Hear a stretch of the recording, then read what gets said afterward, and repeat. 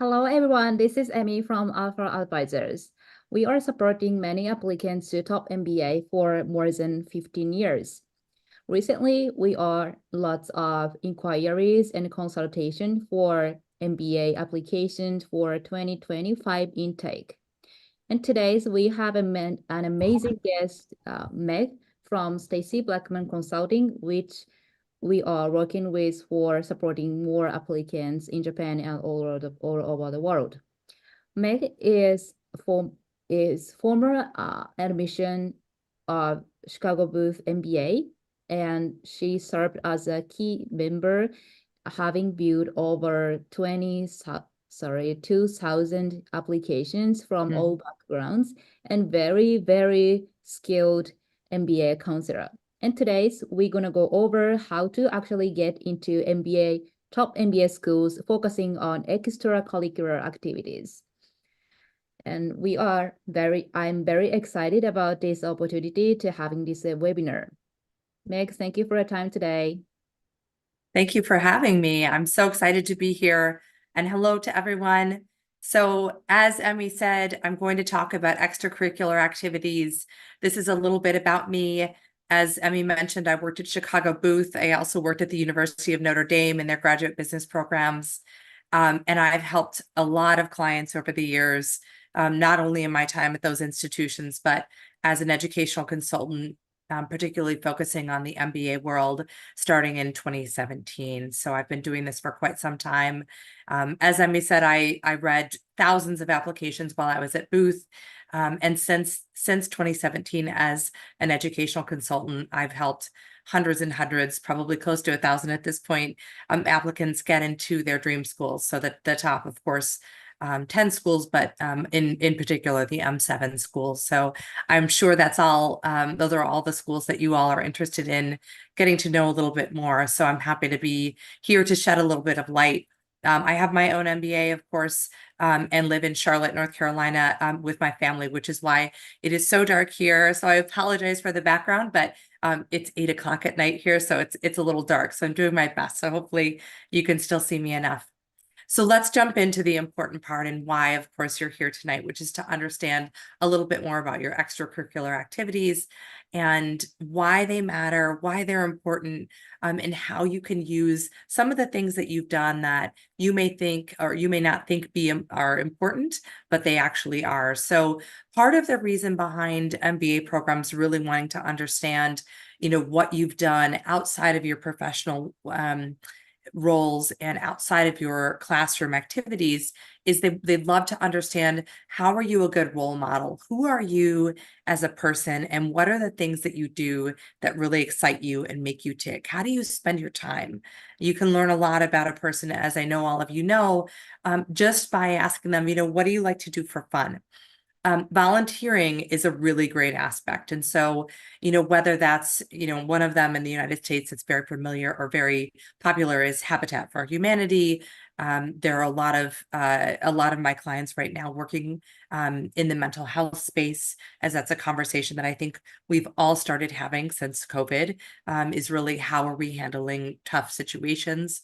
So a lot of my clients from a volunteer aspect are working in that space. So it shows leadership. It's an opportunity for you to, kind of get your arms around a large project or an initiative that you're passionate about and really showcase your leadership skills and your ability to take a large group or even a small group of people and direct them. Being involved, of course, also shows a commitment. So it's a commitment to something that's bigger than you. And I think sometimes we probably all get a little bit hyper focused on what's most important to us in the moment, whether it's our career, the academic aspect, but being involved outside of those pieces really shows a school that you have an understanding of how to kind of get outside of that bubble and outside of yourself. As you probably all know or may know, these schools, particularly in the United States, place a huge emphasis on community. And so they want to know that you're going to be the kind of person who is committed to their community. One thing that I've noticed with some clients is that they don't feel that anything art related, so dance, art shows, anything that's creative, a lot of times they'll leave that out of the conversation. And I say, please bring it in, because it really shows, it shows that sort of commitment to your passion and to your work and to a team, a large group. And so, I love having that be a part of those extracurriculars in that conversation. And of course, sports, right? I mean, there's nothing that showcases leadership and teamwork quite as easily as being an athlete does. So that's something that's part of the conversation.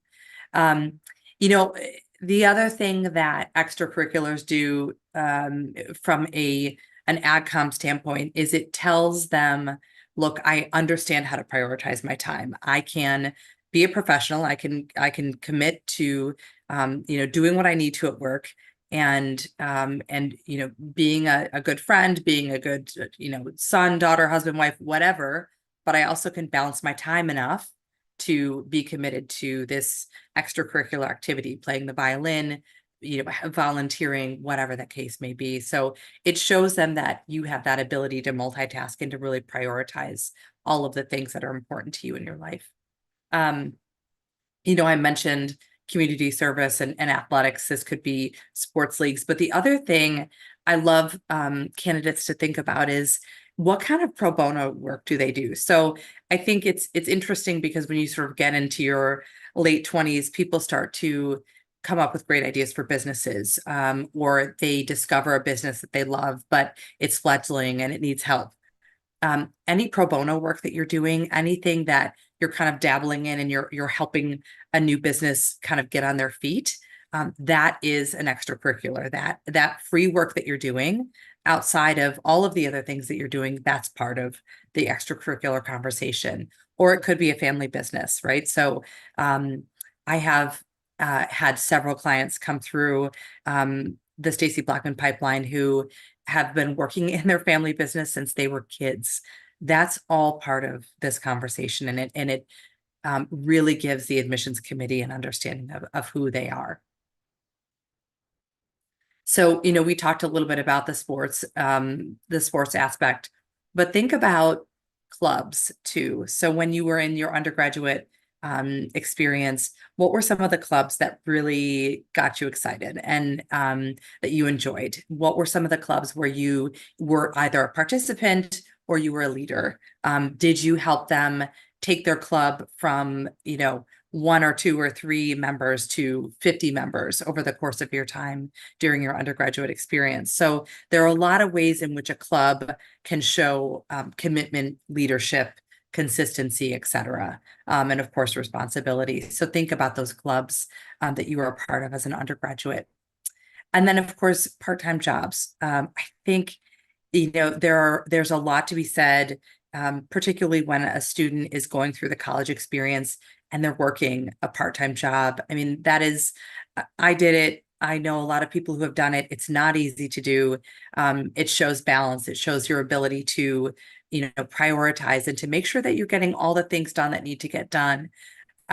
Being a teacher's assistant, that's a great example that shows your love and your commitment for education, for that, that faculty member.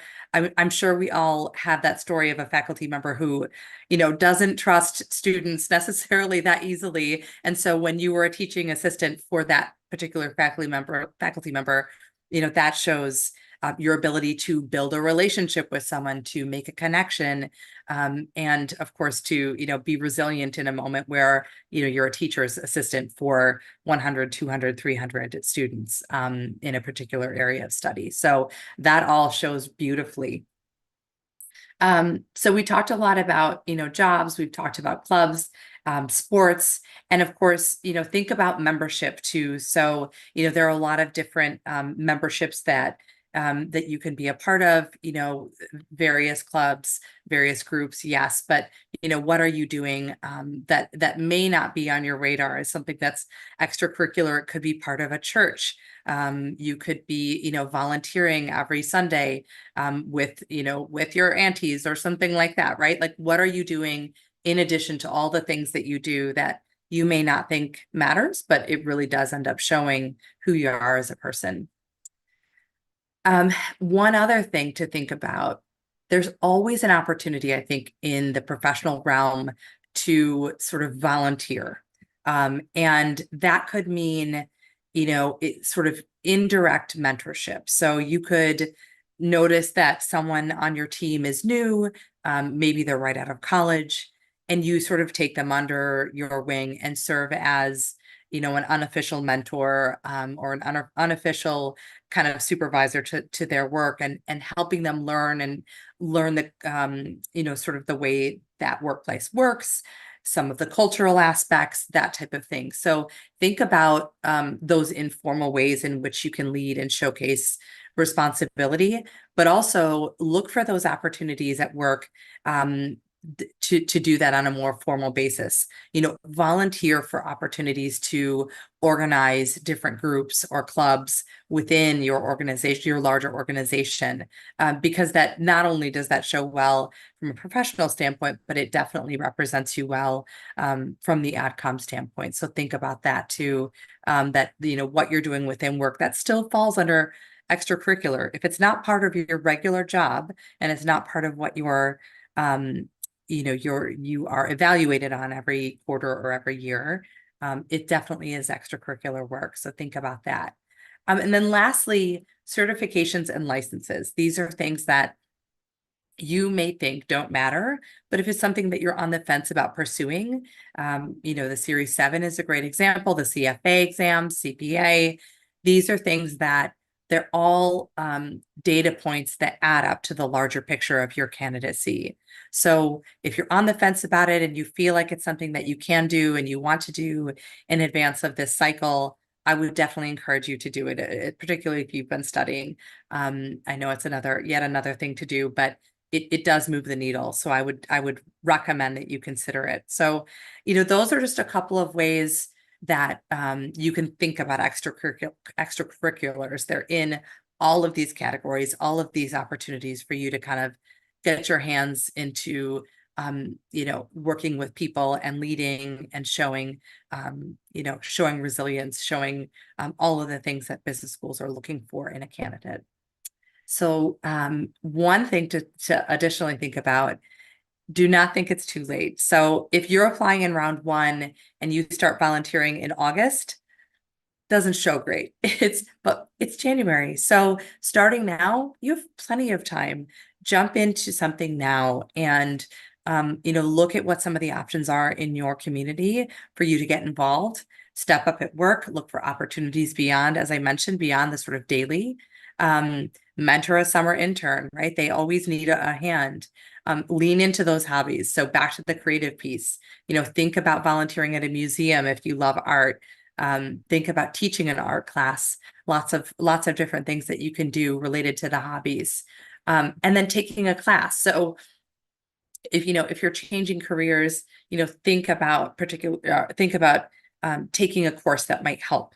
One thing that I recommend to my clients as they're looking at round 1 is there a course that they wish that they had done just a little bit better, in their undergraduate experience? Now would be the time to take that course. And that just demonstrates, again, more commitment, more interest, and all of those, those special qualities that the top schools are looking for in candidates.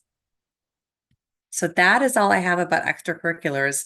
I'd love to answer any questions that you have, if there are any out there. Thank you. Sure. Thank you. So for Japanese people, the extracurricular activity is not familiar with, because there is no need for them to get into their college admission.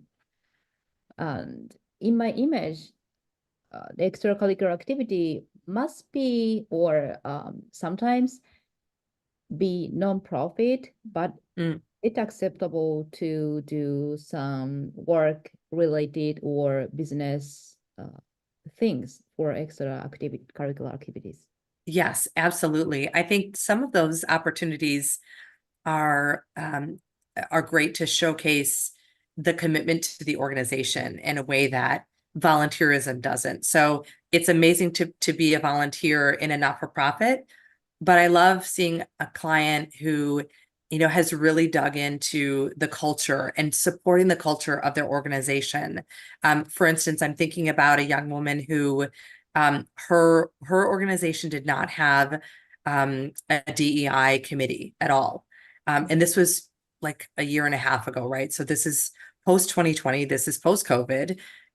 It's sort of table stakes at this point for business schools to have, or for companies to have a committee that is, committed to making sure that there's, equity and diversity and inclusion across the board. And she just decided to start it. So she went to her supervisor and said, this is my plan. This is what I'd like to do. This is what I need in terms of a budget. And she got it done. So I think anytime you see a gap in an organization, and I think it's on this generation to do this, right? Like that's what one of the things I love about the generation that's coming up now is you all are not afraid to say there's a gap here and no one else is filling it. So I'm raising my hand and I'll fill it. And so doing that, like that's a really great way to impress an admissions committee. So yes, within the organization is great. So when the applicant decide what extracurricular activity to choose, that should be very strategic. Not only, I came up with the thought that some volunteer activity, but that should be strategic to showcase their strengths or their character for admission committee. I think that it's less about being strategic and more about what do you love? What are you passionate about? What are you interested in? And if you dive into that, the rest of it will follow. It's more about representing yourself in a way that's authentic and doing something that you love. Because ultimately you'll be asked about it a lot. Someone will say, well, why did you do that? And if you say, well, I did it because I thought it would show well on my resume, right? We've missed the point. But if you say, I love, I want to work in the mental health space as an extracurricular because X, Y, and Z, then there's a story there. And anytime you get a chance to tell your story, you must. So picking something that aligns with your story gives you an in, it gives you that opportunity to talk more about your story. So. Oh, interesting. So it is important to show their very honest feelings. Yes, absolutely. Thank you. Yeah. So if there is an applicant without extracurricular activity to showcase in their MBA application, how do you advise on them? How do you start with the conversation with the client regarding extracurricular activities? Yeah, absolutely. I mean, so that's happened before. I mean, that's, if someone from your group comes to us and says, I have nothing, that's okay. So for the first thing you need to do is understand that you will still get into a great business school. So having that recognition that it's okay, and that knowing that there's no perfect applicant out there. There's no client who has, a 780, all the extracurriculars, a 4.0 from Yale. I mean, that doesn't exist. There's no unicorn out here. So know that it's okay.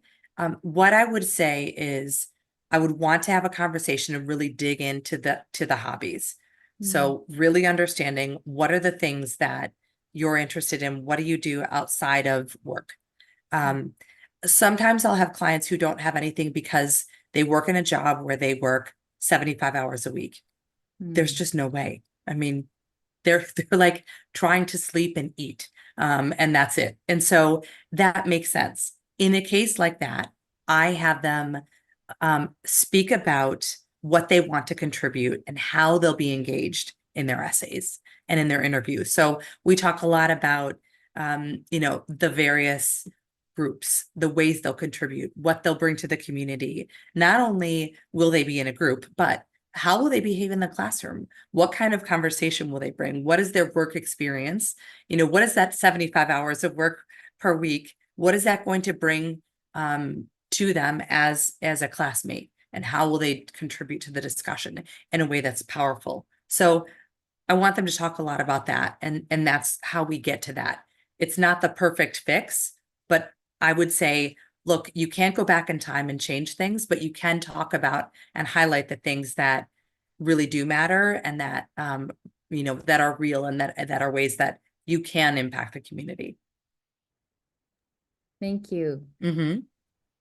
So there is a question from Sure. Yes. So if I haven't not started any extracurricular activities yet, should I spend about a year doing them before applying for MBA?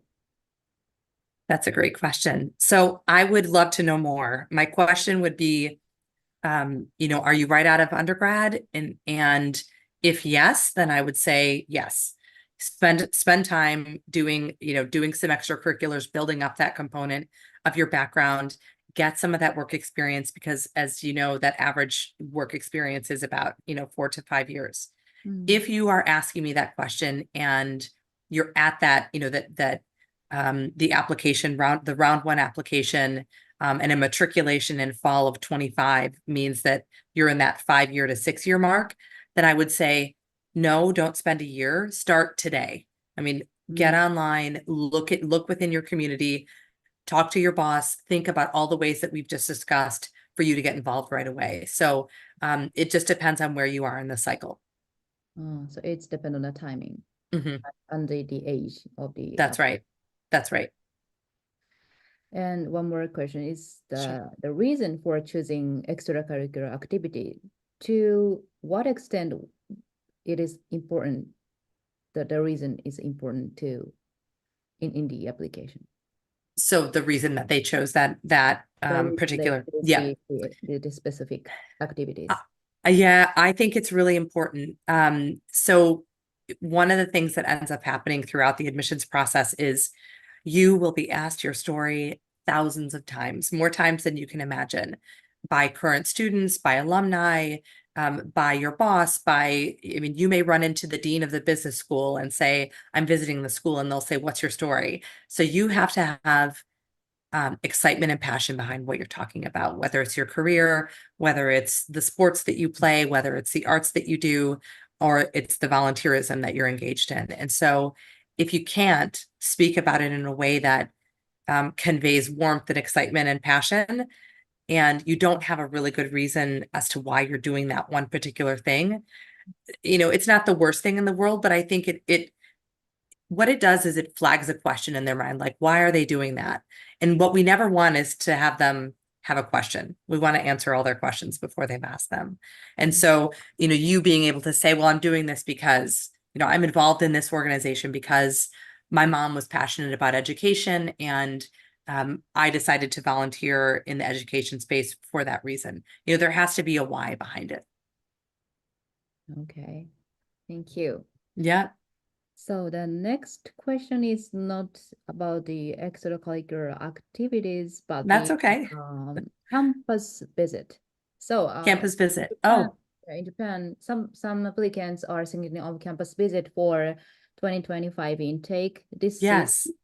So do you think campus visit are, they're a little bit weird question, but they are important in the application process? That's a great question. I do. I realize that I'm saying that, and you're in Tokyo. So I get that it's not like me flying from Charlotte to Chicago, which is an hour and 15-minute flight. It's a huge investment of time, energy, money, the whole thing. If you can, and if you can do it now, I think it's important. And here's why.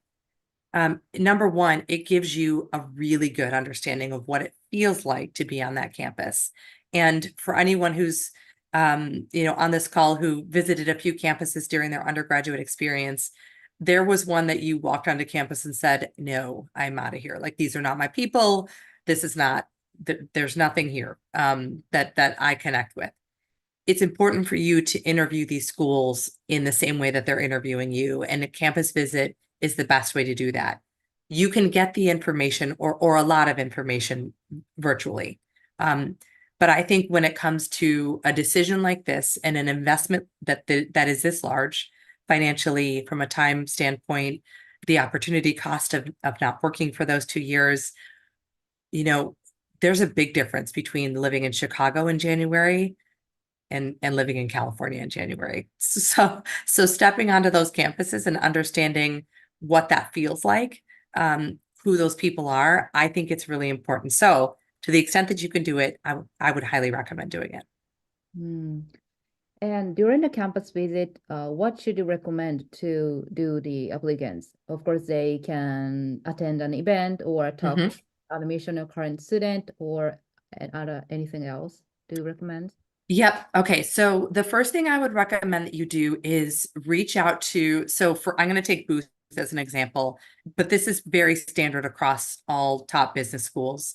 Most Booth has what's called country captains. So they will have someone, a group of students from just about every country in the world who are currently attending the program. Their emails are listed on their website. I would reach out to them. That's the first thing I would do, to say, you know, I'm looking to apply in round 1. I'm interested in starting in fall of 25. I would love to get on a call with you and talk about your experience, ask you questions, etc. So that's the first thing that you should do, because you have one really great common thing in common, which is, you know, your country of origin. So that's number 1. Number 2, you hop online, you find out what their events are. So all of them have classroom visits. Some of them only do them on certain days of the week. So make sure you're aware of that. And they're usually about a half a day program. You'll attend a class, you'll get to know some students, you'll probably have like breakfast or lunch or something with students, you know, attend that class, you'll get a tour of the building, and then you'll be on your way. Some schools have, so Booth used to have this event that I used to run called Booth Live, and it was a larger event. It was a full day event for visitors. And so there would be, you know, a couple hundred students, prospective students who would come to that. So I would really dial into what their offerings are in the spring. And they're all back on campus now. So this is kind of the ideal time to do it. So reaching out to someone who's at the school, who is from your home country, figuring out when those visit dates are. Those are probably the top 2 things that I would do. And then the third, this is like a pro tip. The third thing I would do is, for instance, if you're interested in entrepreneurship, a lot of these schools have specific centers that, like an entrepreneurship center. The folks who work in those entrepreneurship centers, they love to talk to prospective students, but prospectives never reach out to them because they just don't know that they should, or they can, or they're allowed to. So when you're on campus, if you're interested in entrepreneurship or marketing or whatever the case may be, social entrepreneurship, see if you can sneak into that center and just pop in and say, hi, I'm, you know, a prospective student. I'm here to visit campus. I would love to talk to you about my ideas and hear what you guys do in the center. So that's just a little pro tip that I would definitely recommend doing, because it gives you a great sense. And then all of this, the campus visit, all of this not only helps you know the school better, but it's going to help you write amazing essays, because when they say, why Booth, you'll have a litany of reasons, all reasons that are concrete, that, you know, it's not secondhand information. It's not from a website. It's, I was there. I know what it looks like. This is why I want to come to your school. Okay, thank you. So they can actually really see the campus and the center and Right. the class. Yes. Really, and they can show their experience in their essay. Right. Right. Thank you. So actually we are going campus visit with some clients at the end of this month. Oh, good. Where are you? Where are you going? I'll fly to United States, from east to west. Good. So Boston, New York. Yep.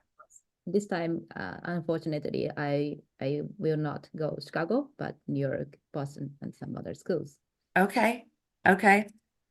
So you're coming in January. I hope you have all of the down feathers around you, Emmy, because yeah, so the weather is very cold, so minus Ye- more cold than Japan. Yes. Yes. Yes. Okay, so the next question, I think the last question is about the GPA. Okay. GPA is very big issue in Japan. There is lots of applicants concerning about their GPA. Mhm. How, as an admission view, how do you view a low GPA? Also, I think it depends on the background or reason for not so high GPA. Right. Yeah, I agree with that. I think so it's definitely not the end of the world. I really don't believe that. I think especially when you pair it with a high GMAT score and an explanation. So the thing that you mustn't do is submit your application with no explanation to the low GPA. There's a reason, just tell them what it is. Because the thing that I love about this business is that we're all human beings. Everyone knows that, like, there's some reason that you bombed your freshman year. It could be that you just were completely unprepared for the balance and figuring out when you can play and when you can study. It could be you got sick, you were injured in sports. There are a million reasons why a student underperforms. And so explaining it is helpful. When you have that low GPA, do everything you can to get your GMAT score up as high as it can go. And that means enlisting the help of a tutor. The other thing that you would do, so for instance, if you scored, in undergraduate, you took econ or finance or some business related course and got you failed it, or you got a D or even a C, I would take an extension course, like a UC Berkeley course in that same subject to showcase that there was an issue. You have clearly, you can demonstrate that you're able to, perform in a rigorous classroom experience. And so that's sort of a way around it. So it's, one of the things that is helpful when you hire a consultant is to have this conversation and say, okay, tell me everything. What happened? Let me look at the transcripts. Let me understand the context. Let me give you recommendations. So it's, write an optional essay. It's take an extension course, and do really well on that GMAT. Thank you. Mm-hmm. Okay, that's all for the question. Okay. Much for the impressive discussion. My pleasure. Regarding extracurricular activities, some people might wonder how to make themselves more appealing for MBA admission rather than their honest feelings. But after today's session, I believe it's more important to act on their passion and honest feeling rather than very strategic or how to Yes, definitely. Yep, definitely. Yes. It was so great to be here. Thank you so much for having me. I really appreciate it. Thank you. So could you share a comment for future MBA applicants in the end? Share one recommendation? Yeah, one recommendation or some comments? Gosh. Aside from working with a great consultant, I would say be your most authentic self. I mean, I think that is the way to shine, is show who you really are in this process. And don't try to give them what you think they want to hear. Give them what's real and what's true about you. And when you do that, the right school will become the fit for you. Thank you. Sure. Sorry to cut in, but there is one additional question from audience. Oh, sure. Thank you. So what factors should be considered in terms of recommendation papers? What are the admission looking at through those recommendation letters? What practices should they think about with recommendations? Yeah. So okay. What factors should be included or considered when you ask for Got it. to your boss? Got it. Okay. a couple things. So business schools are really looking for at least one recommendation from someone within your current company and ideally your current boss. I know that sometimes can be a little bit uncomfortable. So when you think about the timing of it, you could wait until July for round one to ask your current boss, but they really are looking for that perspective from someone who has supervised you directly, either right now or very, very recently. So that's ideal. They don't really want an academic, so they don't want a faculty member who, you had for senior thesis. They're looking for the professional recommendations. One thing that I cannot stress enough is do not write your own recommendations. If you ask someone to do a letter for you, tell them that, all you're going to be doing is putting their email address into the system. The system will ping them with the questions. They don't have to sit down and write a letter from scratch. If they come back to you and say, yes, I'd be happy to, if you could just write it for me, just find someone else. You cannot. The school will find out, they will pitch your application. So please, please, please do not write your own letters of recommendation. So ask a current boss, ask someone who really knows your work very well. Those are really the kind of the biggest recommendations that I have. And then have a conversation with them about the things that you want them to highlight and lean into. That's my other recommendation.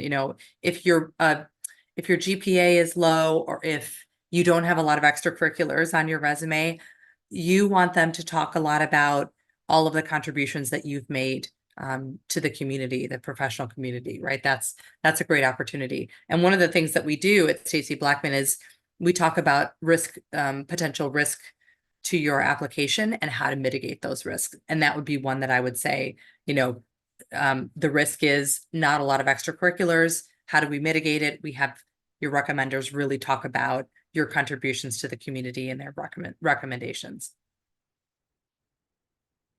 Thank you. Mm-hmm. Very, I got very understandable. That makes sense for your application. Good. Thank you. Thank you. So let me use Japanese a little bit. Please. はい、ということで、特にですね、ちょっと、日本で今これを動画を見ていただいている方もいると思うんですけれども、アプリケーションですね、今、アルファとステイシー・ブラックマン、今日はメグさんに来ていただきましたけれども、冒頭に申し上げた通り、シカゴの、シカゴブースのアドミッションもね、されて、もう何千件もアプリケーション、アドミッションの立場で見てこられたメグさんのお話で、本当に自分のやりたいこととかを表現する。でもそれもやっぱり戦略というかね、さっきおっしゃってたレコメンデーションではこういう面を見せてとか、エッセイでこういうこと書いてるから、他の部分をこれで補ってとかね、そういったことをもう全部最初からご相談もできますし、あとはもうすでにアプリケーションあるよとか、エッセイ、今日はエクストラカリキュラーのお話でしたけれども、エッセイとか推薦状とか、もうできてるんだけど見てほしいとか、そういうこともできますので、もちろんアルファでも日本人のカウンセラーもいますけれども、もうがっつりトップスクール借りたいとか、アドミッションの視点をね、ぜひ取り入れて、さらに自分のアプリケーション強くしていきたいなっていう方は、もう本当におすすめですので、ぜひサポートしてほしいなとか、ちょっと相談してみたいなという方は、無料相談からご連絡いただければと思います。これからも、このステイシー・ブラックマンコンサルティングのね、カウンセラーの方と、いろんな MBA の Tips とか、学校ごとのエッセイの解説とかね、していこうと思いますので、こういうのが聞きたいよっていうのがあれば、それも無料相談の方に入れていただければと思います。So thank you very much for your time, Meg. Very impressive session today. Thank you for having me.